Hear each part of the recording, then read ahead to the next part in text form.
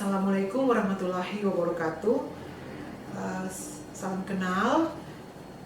Pada kesempatan kali ini saya akan menyampaikan persepsi diri saya selaku dosen pengampu mata kuliah pada Fakultas Kedokteran Universitas Hairun.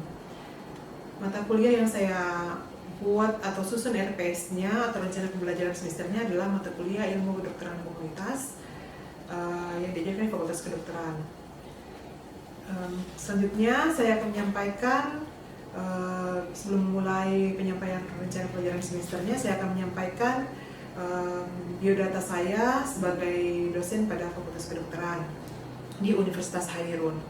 Jadi nama lengkap saya adalah Dr. Lia Sari Armain, Magister Kesehatan. Kemudian jabatan akademik saya adalah lektor, dan saya bergabung sebagai dosen tetap pada Universitas Hairun di Fakultas Kedokteran sejak tahun 2019.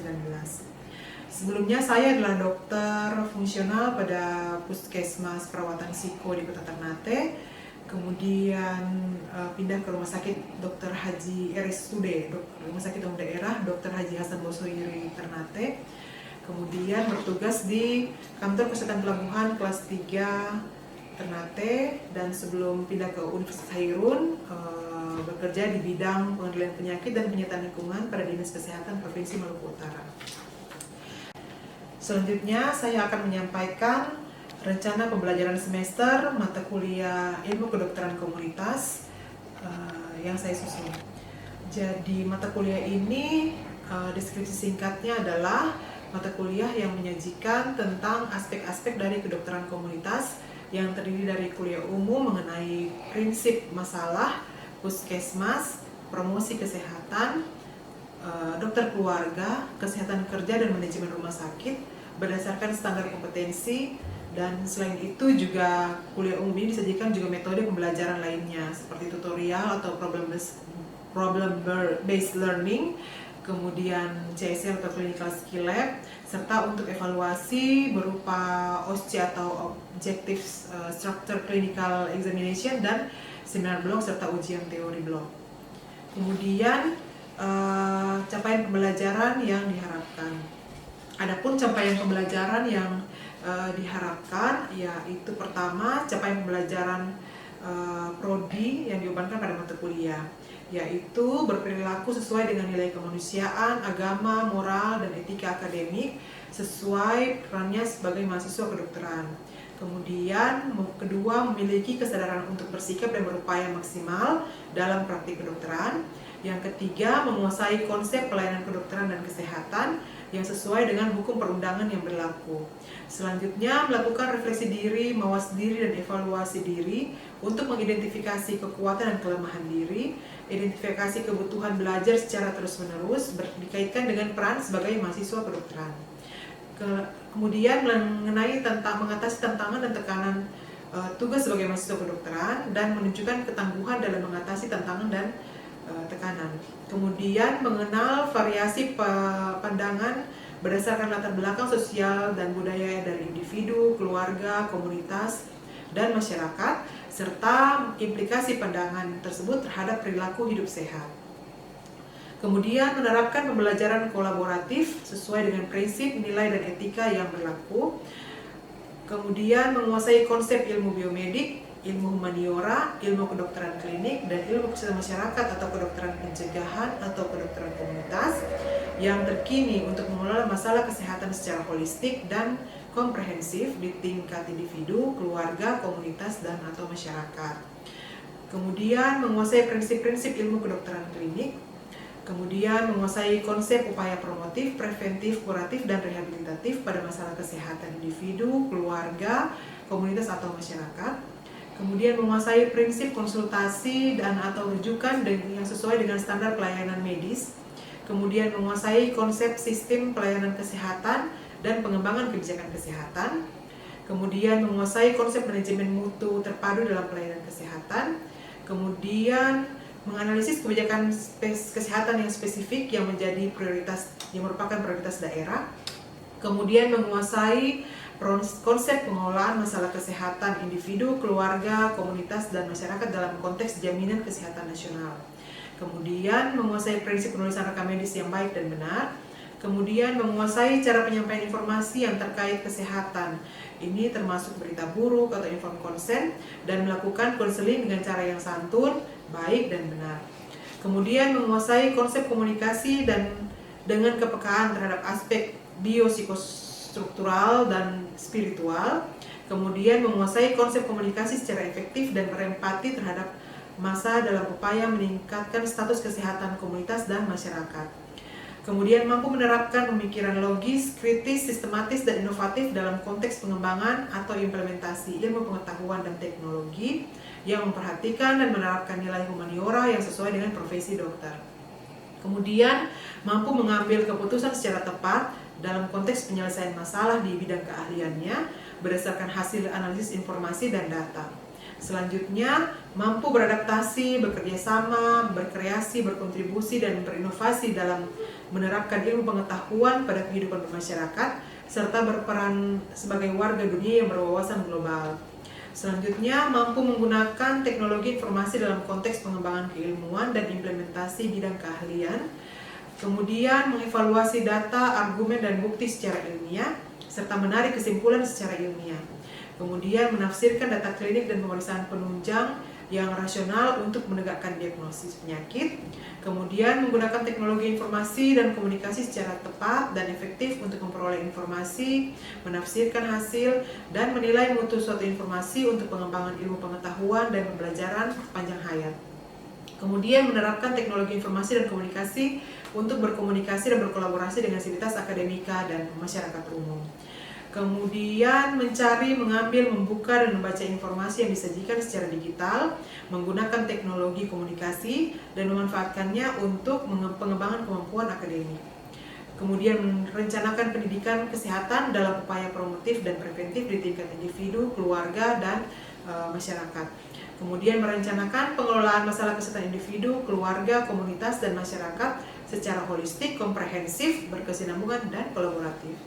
Selanjutnya, mengidentifikasikan cara meningkatkan keterlibatan pasien, keluarga, dan komunitas serta masyarakat secara berkelanjutan dalam menyelesaikan masalah kesehatan. Kemudian menetapkan tata laksana farmakologis, gizi, aktivitas fisik, dan perubahan perilaku yang rasional dan kondisi simulasi dalam kondisi simulasi. Kemudian melakukan prosedur klinis sesuai masalah, kebutuhan pasien, dan kewenangannya sebagai dokter. Kemudian menerapkan keterampilan sosial dalam berhubungan dan berkomunikasi dengan orang lain. Selanjutnya akan saya sampaikan mengenai capaian pembelajaran mata kuliah atau CPMK, yaitu mampu mengintegrasikan dan menjelaskan konsep-konsep dasar kedokteran komunitas secara logis dan sistematis dalam penguasaan pembelajaran blok selanjutnya secara mandiri, bermutu, dan terukur, disertai penggunaan teknologi informasi dengan menerapkan nilai-nilai humaniora dan ketakwaan dalam mempraktekkan pada kehidupan sehari-hari, baik dilakukan secara mandiri atau kelompok, disertai sikap profesional dalam mempraktekkan ilmu yang diajar dan mendemokan tindakan medis pada manekin atau pada pasien standar.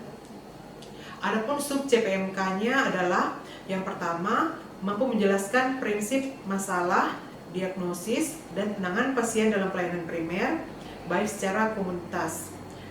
Kemudian mampu menjelaskan manajemen puskesmas, program puskesmas, manajemen pelayanan kesehatan, dan standar pelayanan minimal. Ketiga, mampu menjelaskan tentang sistem kesehatan nasional dan sistem rujukan. Yang keempat, mampu menjelaskan tentang konsep terjadinya penyakit dan faktor-faktor yang berisiko dari lingkungan, nutrisi dalam mendukung terjadinya penyakit, dan penanggulangan penyakit. Selanjutnya, sistem pembelajaran yang dipergunakan dalam mata kuliah ini adalah menggunakan sistem hybrid, sistem tatap muka atau luring dengan menerapkan protokol kesehatan yang ketat dan sistem daring atau online dengan memaksimalkan menggunakan program atau aplikasi yang disiapkan oleh Universitas Hairun, yaitu virtual class. Dalam aplikasi ini banyak sekali tools yang bisa digunakan baik untuk kuliah tatap muka secara daring melalui video pembelajaran maupun melalui pemberian tugas dan untuk pengisian daftar hadir. Jadi materi-materi yang disampaikan bisa diupload dalam virtual class ini dan bisa diakses oleh mahasiswa maupun dosen. Kemudian metode pembelajaran untuk mata kuliah ini adalah menggunakan pendekatan Student Centered Learning atau SCL, dan mahasiswa lebih banyak menggunakan eksplorasi secara aktif untuk melihat informasi yang disampaikan oleh dosen pengajar. Adapun Student Centered Learning yang diharapkan adalah pertama melalui ceramah tanya jawab pada saat kuliah tatap muka, kemudian diskusi, kemudian studi kasus atau problem based learning. Jadi ada skenario yang disampaikan kemudian didiskusikan oleh mahasiswa dan dipandu oleh dosen. Kemudian ada praktikum kliniknya yaitu clinical skill lab tentang kedokteran komunitas, dan beberapa penugasan untuk pembuatan media-media komunikasi informasi edukasi atau KIE pada mahasiswa. Sedangkan penilaian yang direncanakan adalah penilaian sesuai dengan kriteria untuk mata kuliah blok dengan sistem blok, yaitu mata kuliah dengan sistem blok yang tidak memiliki praktikum adalah 20% untuk nilai tutorialnya atau PBL-nya atau problem based learning-nya, dan 80% adalah nilai untuk ujian tulis pada ujian blok pada blok ini. Selanjutnya saya akan tampilkan cuplikan video proses belajar mengajar di kelas. Assalamualaikum warahmatullahi wabarakatuh. Waalaikumsalam warahmatullahi wabarakatuh. Selamat siang adik-adik mahasiswa. Siang. Apa kabar hari ini? Baik. Apa ruangannya sudah cukup nyaman? Nyaman. Oke, jadi kita sudah bisa mulai kuliahnya ya? Ya, terima kasih ya.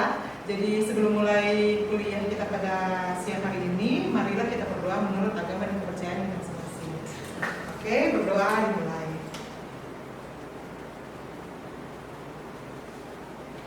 Berdoa selesai. Selanjutnya pada siang hari ini kita akan kuliah untuk mata kuliah blok kedokteran komunitas. Pokok bahasan yang saya bawakan pada kali ini adalah tentang pengantar umum rumah sakit. Nah, pengantar umum rumah sakit ini merupakan salah satu pembahasan dalam blok kedokteran komunitas dari sekian banyak pokok bahasan yang ada dalam blok tersebut.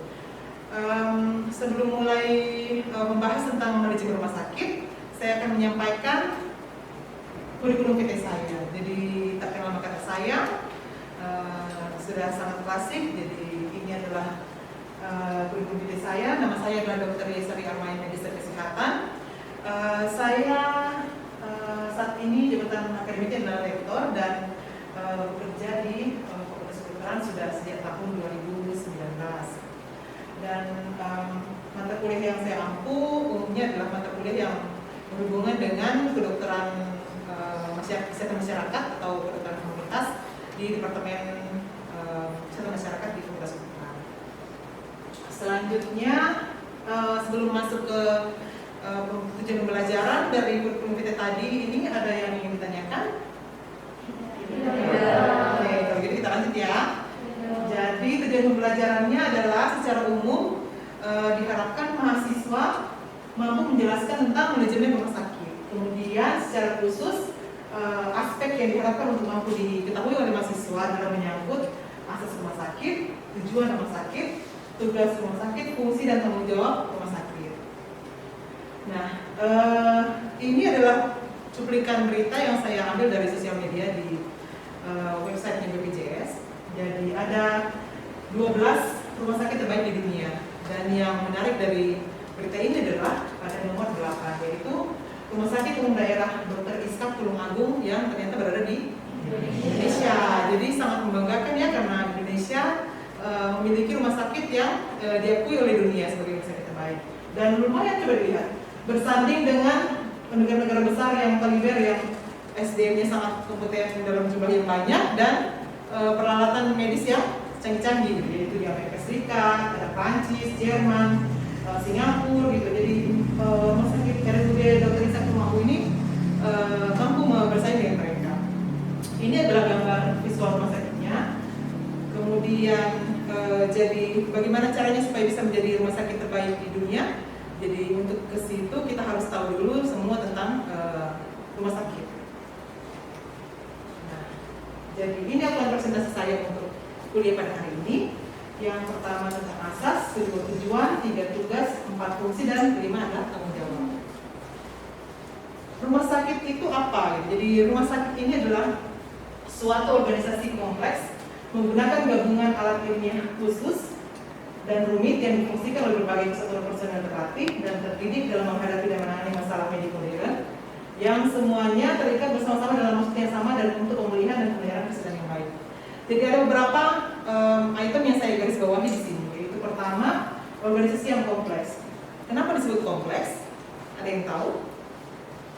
Tidak? Oke, disebut kompleks karena terdiri dari berbagai disiplin ilmu yang berbeda-beda dengan disparitas yang sangat jauh. Jadi ada dokter yang sudah super spesialis, jadi sudah sekolah sampai tingkat yang paling tinggi mungkin sampai konsultan. Kemudian ada dokter umum, ada perawat, ada bidan, siapa lagi? Apoteker, apa lagi di rumah sakit? Oke, yang sekolah manajemen ada yang sekolah kesehatan masyarakat, yang di administrasi ada, sarjana ekonomi, sarjana hukum di bagian hukum atau regulasinya, bahkan sampai ke sopir ambulans, kemudian cleaning service dan penjaga kamar mayat. Jadi disparitasnya sangat jauh gitu dan bervariasi sekali. Jadi orang yang paling kepala sakit di rumah sakit adalah direktur rumah sakit, karena harus mengatur semua SDM ini yang setiap hari pasti ada konflik yang timbul gitu. Tapi itulah peran dari manajemen rumah sakit di sini. Nah, kemudian menggunakan alat ilmiah yang khusus. Jadi alat-alatnya canggih. Contoh alat canggih di rumah sakit apa? Ada yang tahu? CT scan, apa lagi? MRI, kemudian apa lagi? EKG atau ekokardiogram, kemudian ada eko untuk jantung juga ada gitu. Elektrokardiogram, ada ekokardiogram. Jadi canggih dan kalau dikonversikan ke rupiah nolnya banyak gitu. Jadi ini adalah sesuatu yang juga patut diurus dimanage dengan baik karena menyangkut biaya yang besar. Jadi harus right-nya on the right place itu. Jadi harus SDM yang betul-betul sudah terlatih untuk mengoperasikan alat tersebut karena biayanya banyak. Biaya untuk membelinya besar, kemudian biaya untuk pemeliharanya juga besar. Jadi bukan hanya untuk pemeliharanya juga besar. Kemudian masalah medik modern karena rumah sakit biasanya menangani penyakit yang berhubungan dengan pengobatan modern. Jadi menggunakan obat-obatan yang sudah teruji secara klinik bisa dipergunakan untuk manusia. Ada juga yang tradisional ada gitu. Jadi kalau kayak di Cina atau di beberapa rumah sakit di beberapa negara itu ada yang menyandingkan antara terapi modern dengan terapi tradisional. Kayak di Cina misalnya pakai akupuntur, pakai herbal gitu. Jadi bisa gitu. Di Indonesia juga ada sih yang menggabungkan itu. Tapi itu dibuat sebagai suatu unit bisnisnya rumah sakit gitu ya. Untuk mengcover kebutuhan masyarakat akan pengobatan tradisional. Karena mereka mungkin menolak pengobatan modern, jadi silakan gitu mengobat dengan pengobatan tradisional. Jadi tapi secara umum adalah menggunakan pengobatan medik modern. Dan ini semua punya tujuan yang sama, yaitu untuk pemulihan penyakit dari penyakit. Karena pasti orang datang ke rumah sakit dalam keadaan sakit, tidak mungkin dalam keadaan sehat. Ya, oke. Sampai di sini ada yang mau bertanya? Tidak. Oke, saya lanjut ya. Jadi inilah rumah sakit adalah institusi pelayanan kesehatan yang menyelenggarakan pelayanan kesehatan perorangan secara paripurna, yang menyediakan pelayanan rawat jalan, rawat inap maupun gawat darurat. Jadi ada 3 poin penting yang disediakan oleh rumah sakit: rawat jalan, rawat inap, dan gawat darurat. Nah, pernyataannya juga di sini menyebutkan bahwa rumah sakit merupakan untuk pelayanan perseorangan individu. Jadi beda dengan public health yang selama ini kita tahu kalau di pelayanan primer. Jadi yang diurusi adalah orang banyak, masyarakat dalam populasi. Kalau di rumah sakit adalah person by person gitu, orang per orang. Jadi data sebagai pasien sendiri. Kemudian paling ada keluarga saja yang mengantar. Tapi kan yang sakit satu orang saja. Kemudian yang dimaksud dengan gawat daruratan sini adalah keadaan klinis pasien yang membutuhkan tindakan segera untuk penyelamatan nyawa dan pencegahan kecelakaan lebih lanjut. Jadi untuk life saving dan mencegah cacat. Jadi intinya untuk gawat darurat ini adalah kalau terlambat meninggal atau cacat gitu. Dan kita tidak mau hasil akhir yang kita harapkan dari pelayanan di rumah sakit adalah kecacatan atau kematian, ya. Jadi kita berupaya untuk penanganan sesuai dengan standar operasi prosedur yang berlaku di rumah sakit. Selanjutnya, Nah, pelayanan kesehatan paripurna yang dimaksud dalam definisi tadi adalah meliputi ini: promotif, preventif, kuratif, dan rehabilitatif. Jadi bukan hanya kuratif rehabilitatif. Di rumah sakit juga ada promotif preventif gitu, tapi ke keluarga pasiennya yang mengantar atau yang mendampingi pada saat perawatan. Ke pasiennya juga iya, supaya nanti setelah dia sembuh, dia akan melakukan upaya-upaya pencegahan penyakit. Beda dengan puskesmas. Kalau rumah sakit lebih besar ke arah kuratif rehabilitatif, kalau puskesmas lebih besar ke arah promotif preventif. Jadi mereka lebih untuk masalah promosi dan edukasi ke masyarakat tentang bagaimana caranya pencegahan penyakit. Ya. Kemudian asas untuk rumah sakit. Jadi sama seperti semua institusi yang ada di Indonesia, jadi semua berdasarkan Pancasila, berdasarkan pada nilai kemanusiaan, etika, profesionalitas, manfaat, keadilan, persamaan hak, dan anti diskriminasi, pemerataan, perlindungan dan keselamatan pasien, serta mempunyai fungsi sosial. Di rumah sakit juga harus melakukan bakti sosial, gitu, harus memberikan pelayanan kesehatan secara cuma-cuma kepada masyarakat. Jadi sekali-sekali turunlah untuk melakukan pelayanan. Sama yang berhubungan dengan fungsi sosial adalah untuk melayani masyarakat dari kalangan menengah ke bawah. Jadi ada yang namanya Kartu Indonesia Sehat. Kalau dulu Askes, jadi masyarakat yang tidak mampu dilindungi oleh pemerintah dengan cara asuransi dari pemerintah, ya, untuk biaya kesehatan. Selanjutnya tujuan. Jadi tujuan rumah sakit ini adalah pertama, untuk mempermudah masyarakat mendapatkan pelayanan kesehatan. Yang kedua, memberikan perlindungan terhadap keselamatan pasien, masyarakat, lingkungan rumah sakit, dan sumber daya manusia di rumah sakit. Kalau yang nomor pertama ini kan sudah jelas. Nah, yang nomor kedua ini adalah bukan hanya pasien yang ada di rumah sakit saja, tapi juga masyarakat di sekitar rumah sakit, karena kan rumah sakit merupakan tempat yang infeksius, ya. Apalagi yang lalu waktu COVID-19 masih tinggi-tingginya, jadi ini menjadi tempat yang agak menakutkan gitu, tapi makanya harus dilindungi sekitar rumah sakit juga. Kemudian meningkatkan mutu dan mempertahankan standar pelayanan rumah sakit. Dan yang keempat adalah memberikan kepastian hukum kepada pasien, masyarakat, sumber daya manusia rumah sakit, dan rumah sakit itu sendiri. Jadi semua yang dilakukan itu ada aspek legalnya. Jadi dilindungi oleh undang-undang dan ada aturannya, dan sesuai dengan peraturan yang berlaku. Jadi jika ada kesalahan atas apa yang dilakukan tindakan maupun berkata gitu, itu bisa dituntut secara hukum gitu, karena semua dalam aspek hukum atau legal. Selanjutnya tugas rumah sakit. Rumah sakit bertugas untuk memberikan pelayanan kesehatan secara paripurna. Yang paripurna tadi ada berapa? Ada 4, yaitu promotif, preventif, kuratif, rehabilitatif. Oke, terima kasih. Nah, selanjutnya fungsi rumah sakit. Jadi fungsi rumah sakit adalah untuk penyelenggaraan pelayanan pengobatan dan pelayanan kesehatan sesuai dengan standar pelayanan rumah sakit yang disediakan oleh rumah sakit. Kemudian yang kedua, pemeliharaan dan peningkatan kesehatan perorangan melalui pelayanan kesehatan yang paripurna tingkat kedua dan ketiga sesuai dengan kebutuhan medis. Jadi rumah sakit itu tingkat kedua, ketiga. Tingkat pertamanya di mana? Puskesmas, ya, pinter. Kemudian yang ketiga, penyelenggaraan pendidikan dan pelatihan sumber daya manusia dalam rangka peningkatan kemampuan dan pemberian pelayanan kesehatan. Kemudian yang keempat, penyelenggaraan penelitian, pengembangan serta penapisan teknologi bidang kesehatan dalam rangka peningkatan pelayanan kesehatan dengan memperhatikan etika ilmu pengetahuan di bidang kesehatan. Jadi rumah sakit bukan hanya melulu memberikan pelayanan kesehatan, tapi juga harus mengembangkan SDM-nya. Gitu. Jadi mutu petugas kesehatan yang di rumah sakit, dokter, perawat, itu juga harus dikembangkan melalui pelatihan, melalui pendidikan berkelanjutan. Gitu. Jadi harus ada upaya untuk meningkatkan mutu dari SDM-nya. Selanjutnya tanggung jawab. Nah, jadi pemerintah dan pemerintah daerah bertanggung jawab untuk menyediakan rumah sakit berdasarkan kebutuhan masyarakat. Jadi ada nanti di slide berikutnya ada tentang beberapa jenis rumah sakit karena disesuaikan dengan kebutuhan yang ada di lapangan yang difasilitasi oleh pemerintah.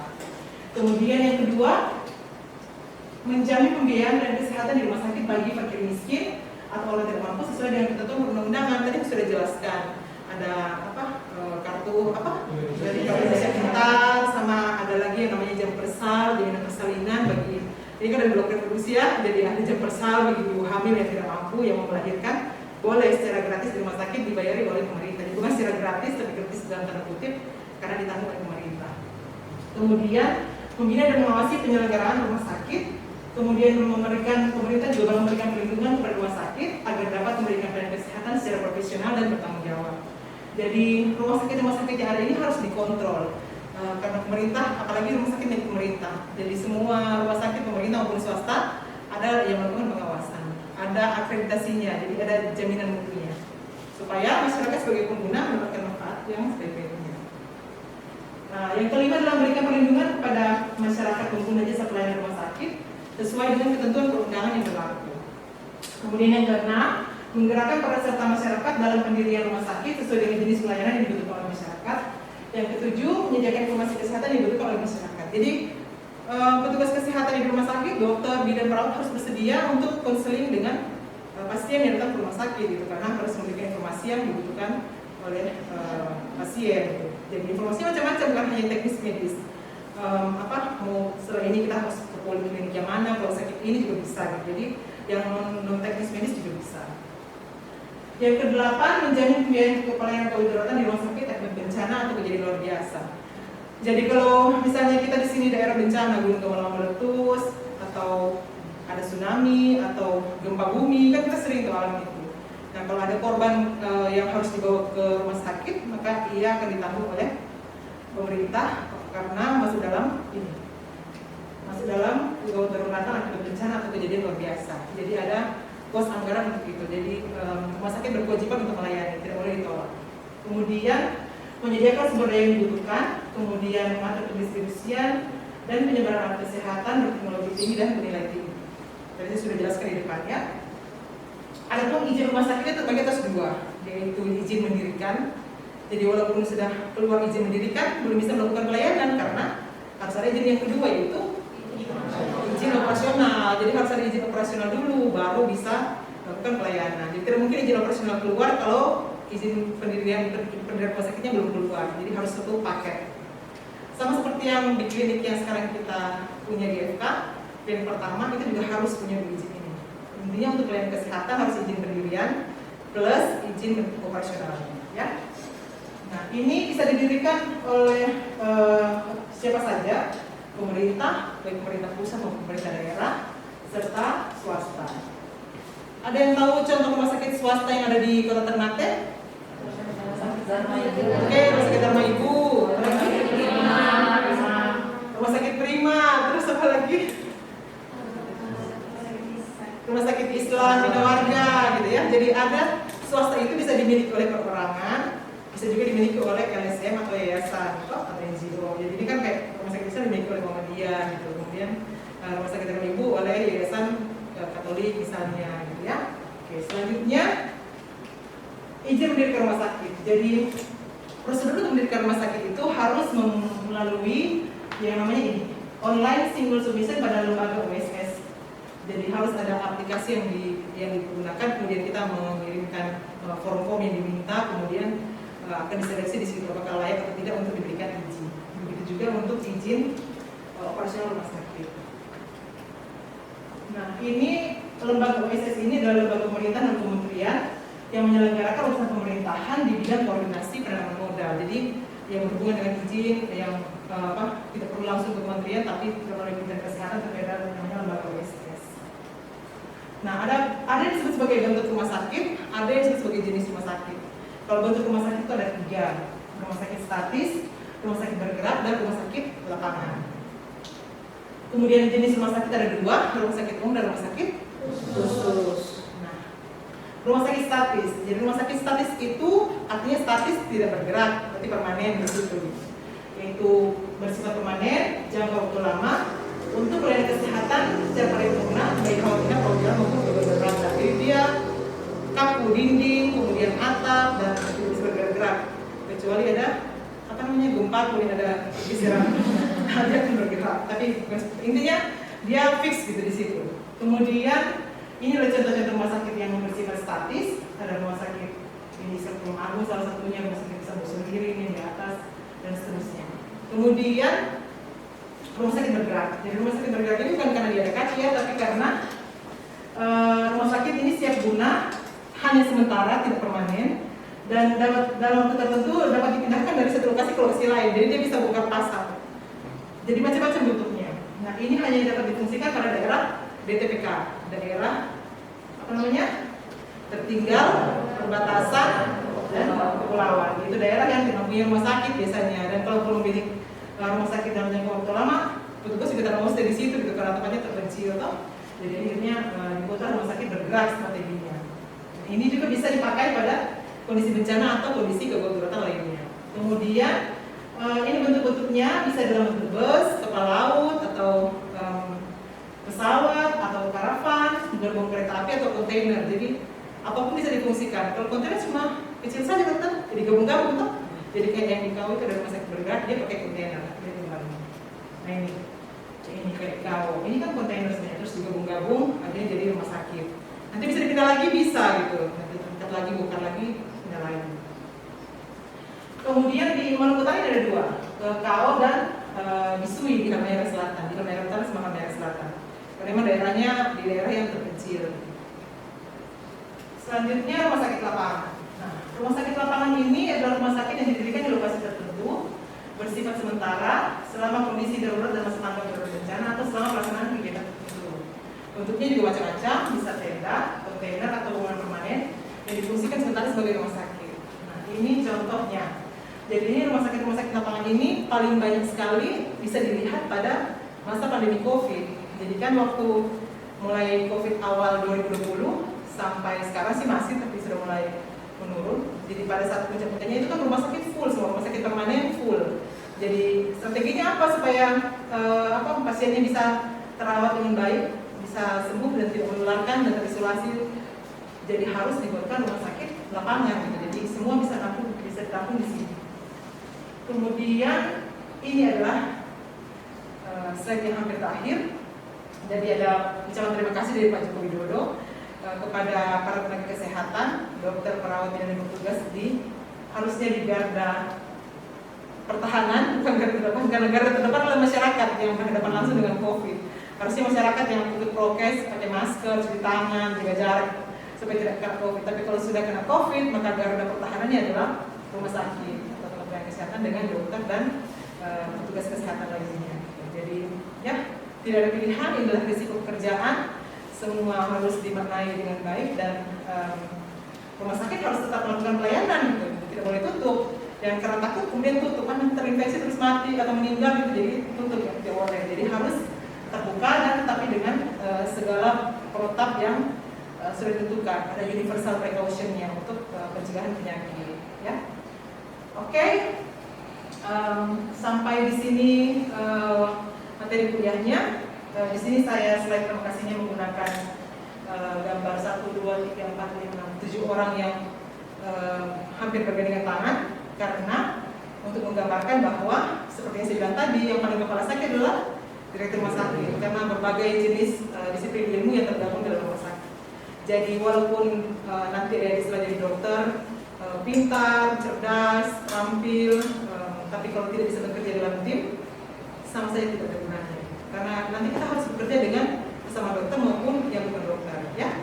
Jadi pintar-pintarlah beradaptasi atau bekerjasama dengan teman yang lain, ya, teman sejawat maupun yang profesi yang lain. Karena kalau misalnya kita bentrok atau ada masalah, yang rugi adalah pasien, ya. Jadi harus bergandengan tangan, teamworknya harus kuat supaya tujuan akhir seperti yang saya sebutkan tadi untuk pelayanan kesehatan, kesembuhan dan pemulihan dari pasien itu bisa tercapai. Oke, sampai di sini ada yang mau bertanya? Tidak ada. Oke, kalau tidak ada pertanyaan, saya berikan tugas. Jadi tugasnya adalah sebutkan, silakan di browsing di dunia maya atau referensi-referensi yang lain, sebutkan alasan kenapa Rumah Sakit Dr. RSUD Dr. Iskak Tulungagung itu dinobatkan sebagai rumah sakit terbaik, salah satu rumah sakit terbaik di dunia.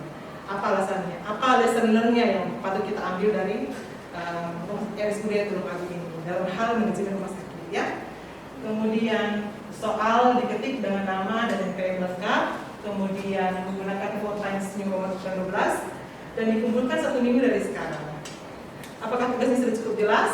Ada yang mau bertanya? Oke, kalau tidak ada pertanyaan, terima kasih. Semoga ilmunya bermanfaat. Sampai ketemu lagi. Sukses untuk vlog ini. Assalamualaikum warahmatullahi wabarakatuh dan selamat siang. Waalaikumsalam warahmatullahi wabarakatuh.